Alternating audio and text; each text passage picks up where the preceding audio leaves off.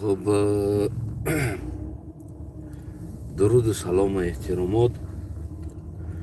و خوش اومدیم به هفته استودیوی خودی میخلق. دوستای عزیزم و بینندگان گرامی، امروز روز جمعه، اولا که روز جمعه مبارک باشه و بعدا 8 مارس امروز روز مادران است و خواستیم با مناسبت همین روز تمام مادرای تاجیکستانی عزیزمون که یک تبریک کنیم.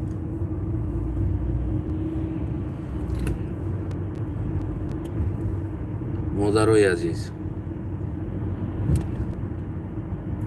امروز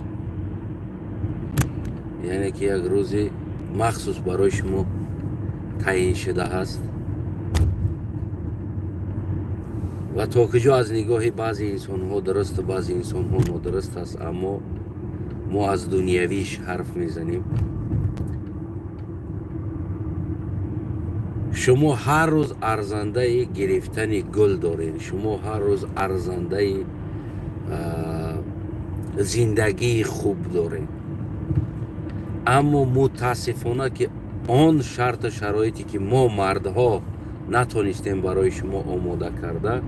و حدی اقل همی در یک سال یک بار همین بهانه همین روز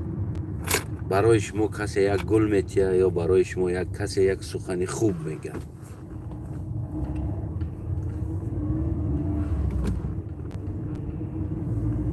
از همین فرصت استفاده برده من هم خواستم برای شما حدی اقل یک سخن خوب بگم، یک سخن نیک بگم. اولا از پروردگار آرزومندم، خواهانم که هر یک مادر تاجیک،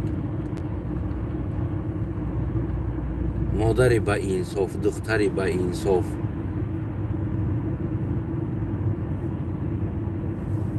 انسانی که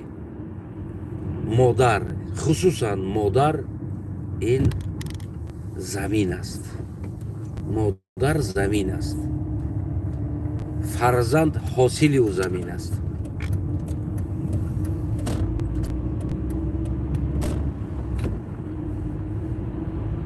اگر زمین چقدر زمین خوب باشه و حاصلم همون قدر خوب میشه. در یک سنگو، در یک زمینی نمیدونم جزیر، در یک زمینی که بالای او همه میگذره، پا میمونه، میره و او صبح میره میویه ایسه، اگر در اوجا حاصل باشه یک حاصل کجله و کلیته که یک حاصل جزیر از او زمین میگیره. و از آن جمله مادر تاجیک، مادر ما، مادر تاجیکستانی ما، اگر مثل همون زمین فرسوده اجازت بتیه که به بالاش کسی بگذره، به بالای ناموسش کسی بگذره، پایمال کنه ای طرف او طرف بیایه، پس دیگر از او مادر یعنی فرزند خوب دیگر به دنیا، فرزند بناموس، فرزند بننگ دیگر به دنیا نمیآید. هر مادری که مثل همون زمین، یعنی که این دخل داره به همون پدرها است، هر یک دهقان چقدر زمین خودش احتیاط کنه، اطراف او را محکم کنه، بگیم سنگای چیزای غجد غلظ از او زمین بچینه، تازه کنه و زمین پارو بتیه، یعنی که او زمین برای او دهقان حاصل خوب میده. و پدرها و آدمایی که مثال آیله دار میشین، هرچند شما اگر زنهای خداتونه مثل انمون دهقان اطراف شخرانیت کنین، کسی برای او چیزی گفته نتونه، حمایت کنین، یعنی غذای خوب برای او زن، لباس خوب، سخن خوب از همه بگیم که همون سلیترای زمین است که در زمین سلیترا میتیم. همون سلیترا برای انسان این سخن هست، سخن خوب است، مهربانی است. چقدر اگر برای شما مردها، برای زنها اگر همچنان رفتار کنید و او زن برای شما یعنی که حاصل خوب، فرزند خوب میده، فرزندی نیک میاره و در او عائله که از پدر مهربانی زیاد شد به زن، از زن مهربانی به پدر، یعنی که فرزندها او مهربانی قطعی کلان میشوند، می آموزند و بگیم انمو مثل پدر و مادر یک انسان خوب، یک فرزند خوب کلان میشوند.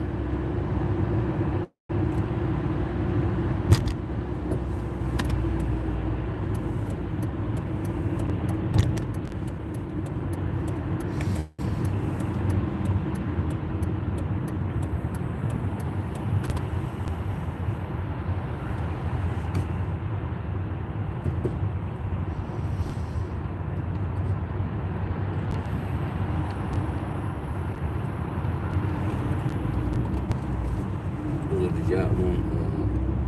بازم حالت پروبکاوی میشوه،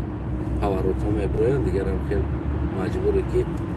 اولین کار گیریام کنی از قفا بودگی آدم ببینه که حالت سالی چطور است. و بعضا مادرها که در تیک توک و در اینترنت و در بیگا لایف، بعضا دخترها که برای خودشون اجازه تحقیر، توهین، دهنای شلق و غیره چیزها استفاده برده، یعنی در اوجا میشینن، در او عائله بدگی فرزند، در او عائله بدگی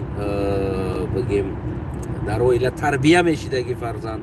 در او عائله کلان میشیدگی فرزند، مثل همو پمیدور پوچلک و بادرنگ کجلک کلان میشود. یعنی دیگر او فرزند در حیات، یعنی او بادرنگ نه مزه داره و پمیدور نه مطره، یعنی او فرزند هم در حیات مثل همو پمیدور پوچلا، بادرنگ کجلا در حیات دیگر بگیم که یگان فایده نداره، بلکه ضرر داره و فایده نداره دیگر. برای اون که یعنی گفتم که اون زمینی که حمایه داره، اطرافش محکم هست و از چیزای غجد غرض تازه می شود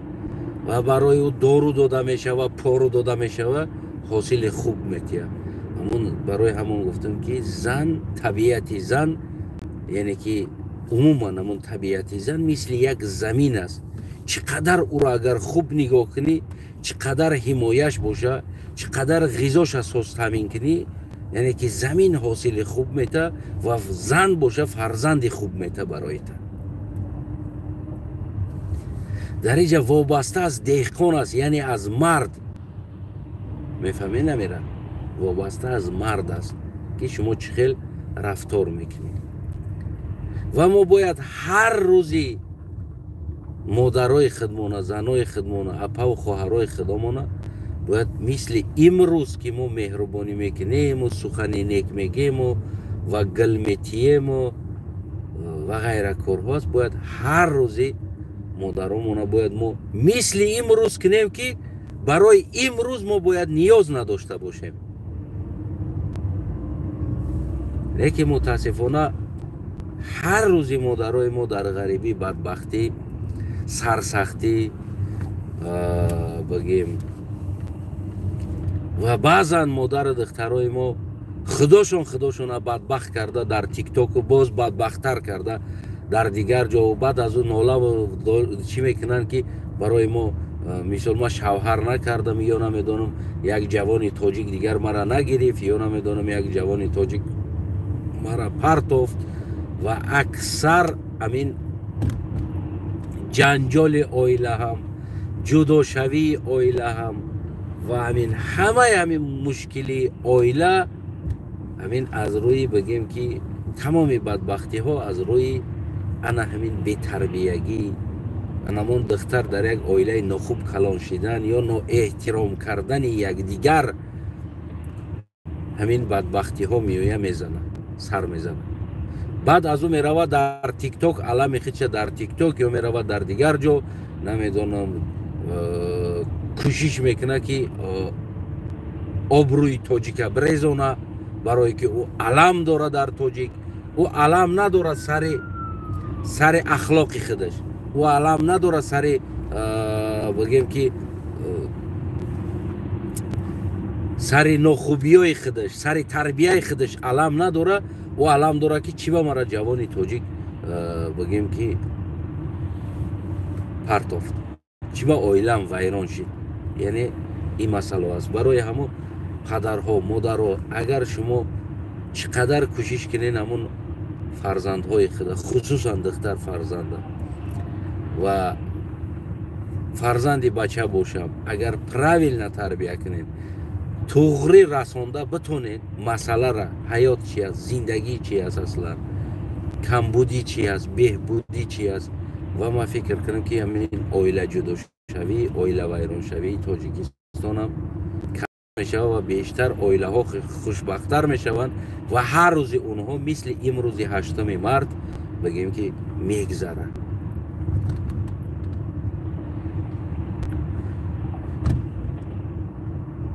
و با مادران بیمار که امروز بیمار هستند بی صاحب هستند بی کس هستند تمامی سر صدایی که ما میکنیم هر روزی که سر صدای ما برای همون مادرایی که هست که بی کس هستند بیچاره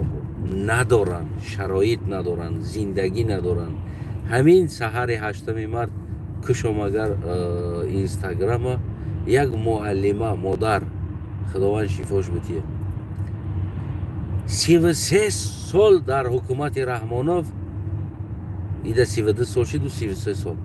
33 سال در مکتب معلمگی کرده فرزند تربیه کردگی است علم آموختگی است با فرزند مردم وقتی خچک گذراندگی است برای یک معاش ناچیز این سخن با معلم و معلمه ها داخل داره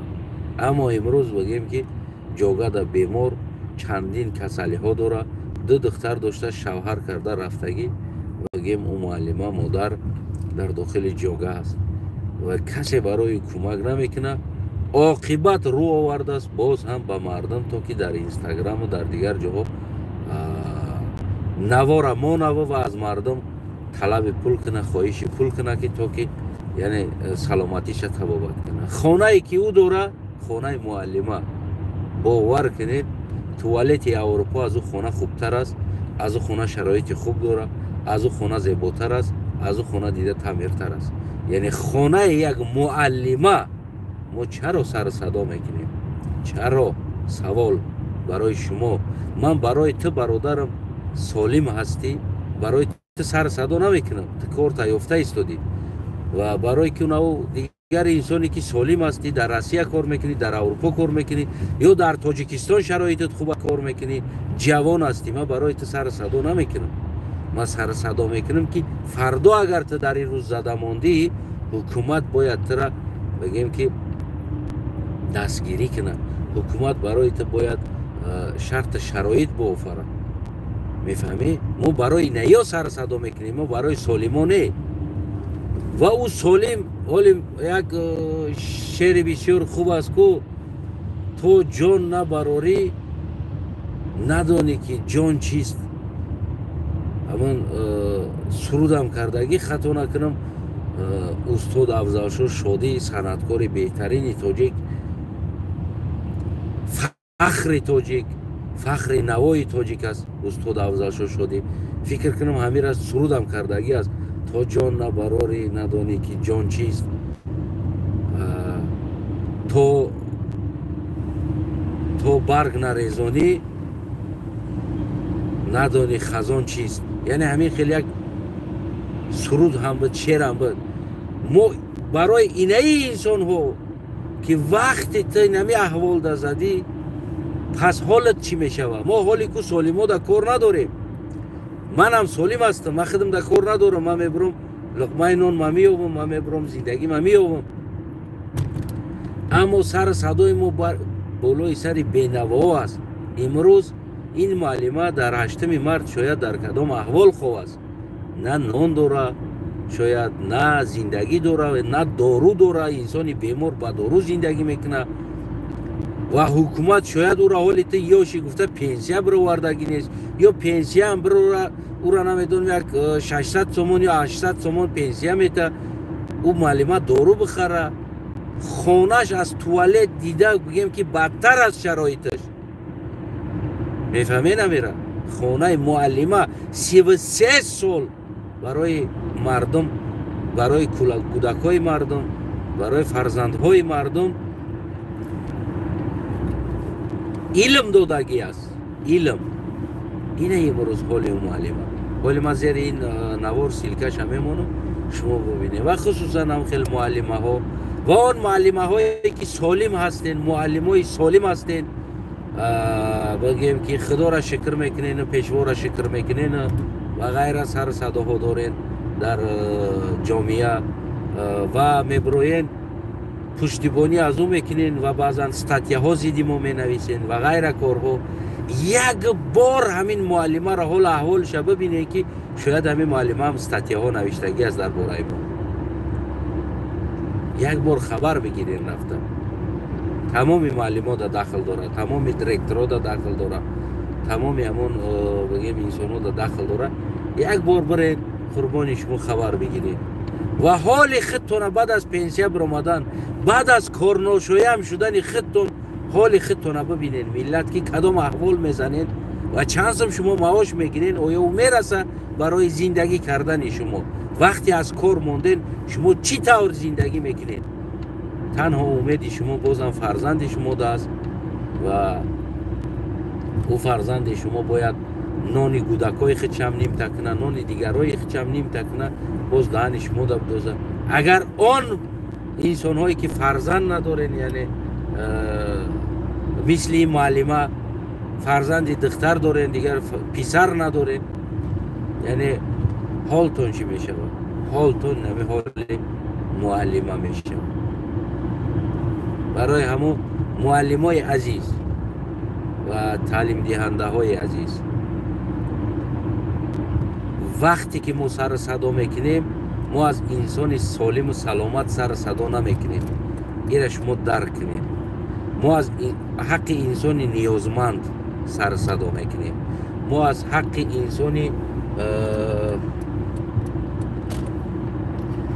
حق انسان بیمار، بیچاره، بی صاحب که او را حکومت صاحبی نمیکنه، ما از حق او انسان ها سر صدا میکنیم. میفهمه نمیره؟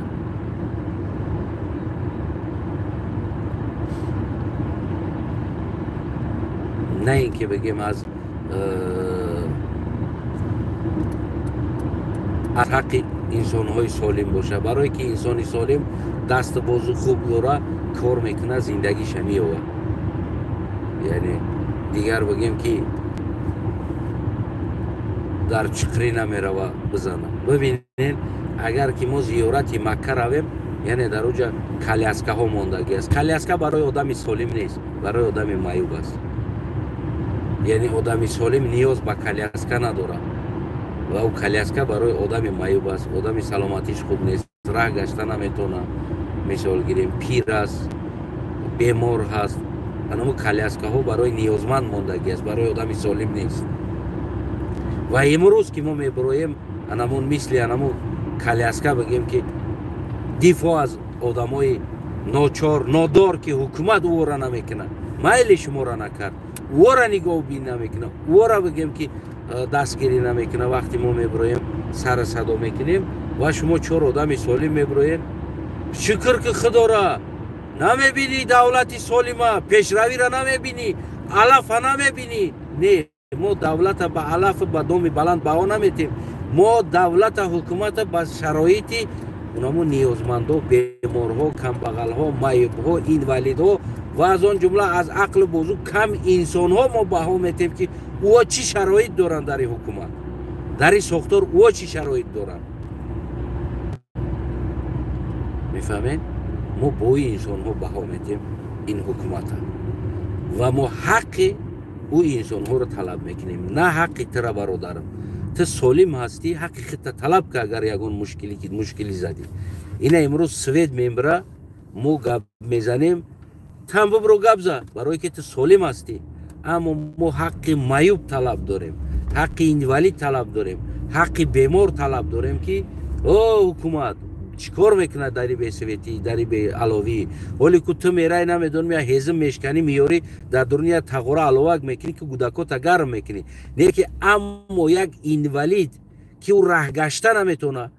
او جانی خود چه خیلی گرم کنه او جانی خود چه خیلی گرم کنه داری به برق و به سویتی یعنی ما این سر صدا را میکنیم هموطنم ما سر اینه چیزو سر صدا هم میکنیم بفهمین برای همون نه 8 مارت هم با 300 گذشت رفت بگیم 8 مارت مبارک مادرای عزیز دویم خوشبخت باشین همه وقت هیچ وقت کمبودی را نبینین هیچ وقت کمبودی را نبینین و خدا کنه که حکومت ما یک حکومت سالم شود و فرزندهای ما را جوانای ما را با یک عقل سالم با یک راه سالم تربیت کنه تو اینکه هر روزی شما مثل این همین روز مثل این همین 8 مارت زیبا باشه دائما برای شما مردها فرزنداتون پسراتون شوهراتون نمیدونم جیاناتون هر کی هست که هر باری که شما را یعنی دیدار میخواه ببینه خبرگیری میو یا مهمانی میو دائما برای شما گل توفه باشه دائما در لب شما خنده باشه و هر روز بگیم که مثل همین 8 مارت دسترخوان داشته باشین در خانه‌تون نعمت‌های زیبا بالای دسترخوانتون باشه و هر روز مثل همین 8 مارت تبسم در لب شما باشه نه اینکه امروز 8 مارت است دیگر یک ساعت از خیالا بیارن تبسم و از فردا باز غمگین باز فکر لقمه نون قطی خوب روین فکر لقمه نون قطی بیدار شوین چیکار کنم فرزندم ده سحر زفت رگده چیکار کنم گفته یعنی که همین فکرها قطی شما خوب کنین همین فکر قطی بیدار شوین دائما هر روز شما مثل 8 مارت مثل خوب مثل خوش لب شما هم خیلی دائما خنده باشه دستاتون همه وقت در دعا باشه یک مطلب هم هست میگن که با باران یعنی باران باره علف میسوزه اگر سر فرزند سر مردها دعا باره یعنی که دعا کنن یعنی که او فرزند میسوزه میگن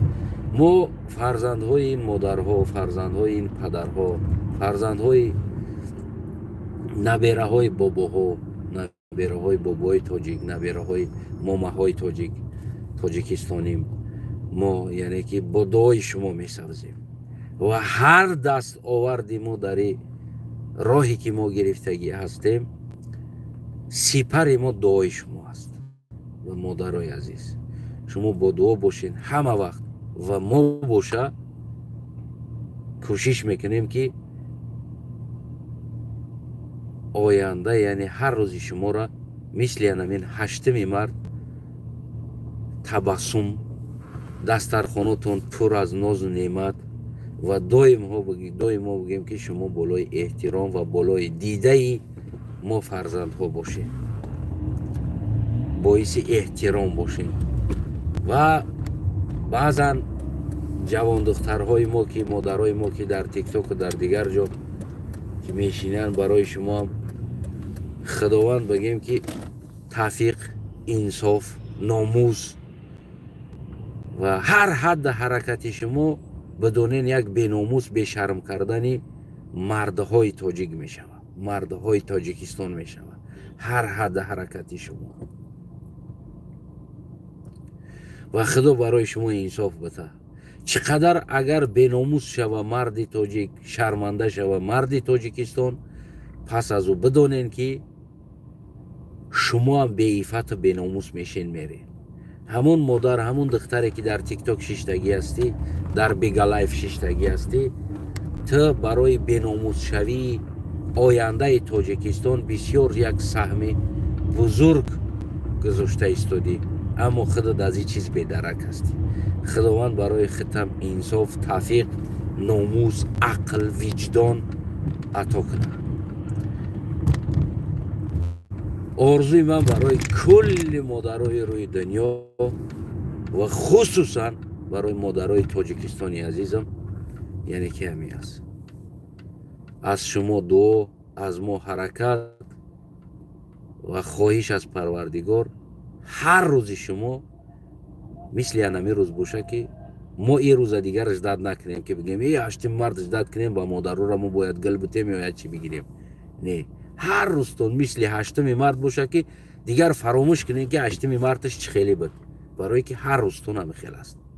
خدایا مددگارتون مادرای عزیز. ما همه شما را دوست می‌داریم، همه مادرها را، همه ماما جانا را، همه مادر جانا را. شما بالای دیده ما هستید.